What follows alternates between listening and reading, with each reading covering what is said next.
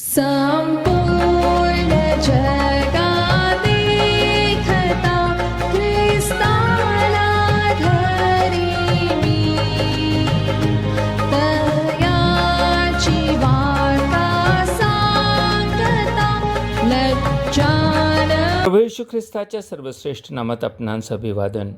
पवित्र शास्त्र बायबलमध्ये लूक वर्तमानाच्या 12व्या अध्यायातील 8व्या व 9व्या वचनात असे म्हटले आहे, मी तुम्हाला सांगतो, जो कोणी मला मनुष्यांसमोर पत्करतो त्याला मनुष्याचा पुत्रही देवाच्या दूतांसमोर पत्करील. परंतु जो मला मनुष्यांसमोर नाकारतो तो देवाच्या दूतांसमोर नाकारला जाईल. ख्रिस्ताच्या शिष्यांसोबतच्या आपल्या संभाषणात तो 2 विधानं जी बोलला ती एकमेकांशी संबंधित आहेत. तो नुकताच म्हणाला होता, जे केवळ शरीराचा वध करू शकतात त्यांची भीती बाळगू नका. तर पुढे तो म्हणाला, जो मनुष्याच्या पुत्राला म्हणजेच ख्रिस्ताला सर्वांसमोर उघडपणे स्वीकारतो त्याला तो सर्व दूतांसमोर स्वीकारेल. प्रभू असे का म्हणाला असेल? कारण या भूतलावर असताना प्रभू ज्या सामर्थ्याने कार्य करीत होता व ज्या स्वर्गीय ज्ञानाने बोलत होता त्यावरून अनेक जणांना हे कळले होते की तो देवाचा पुत्र आहे व तोच उद्धारक आहे. मात्र समाज व विशेषतः याजक, शास्त्री व परुषी यांच्या भीतीने ते ख्रिस्ताला उघडपणे स्वीकारण्यास धजत नव्हते. ते ख्रिस्ताचे गुप्त शिष्य होते. आश्चर्य म्हणजे त्यांच्यात निकोदेम नावाचा एक परुष देखील होता. तो यहुद्यांचा एक अधिकारी होता. त्याचा येशूवर व त्याच्या शिक्षणावर विश्वास होता. तो एके रात्री प्रभूला भेटण्यास आला, कारण उघडपणे भेटण्यास त्याला भीती वाटत होती.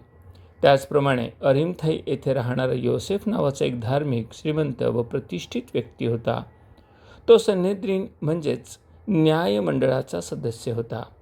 तो ख्रिस्ताचा गुप्त शिष्य होता व यहुद्यांच्या भीतीमुळे त्याने ख्रिस्ताचा उघडपणे स्वीकार केला नव्हता. प्रभू येशू अशाच लोकांबद्दल बोलत होता. आश्चर्य पहा, प्रभूला उघडपणे स्वीकारण्यास घाबरणाऱ्या योसेफाने ख्रिस्ताच्या वधस्तंभावरील अर्पणानंतर त्याचे शरीर मागून घेतले व स्वतःसाठी खोदलेल्या कबरेत ठेविले. त्याचवेळी त्याच्या मदतीला निकोदेमही आला.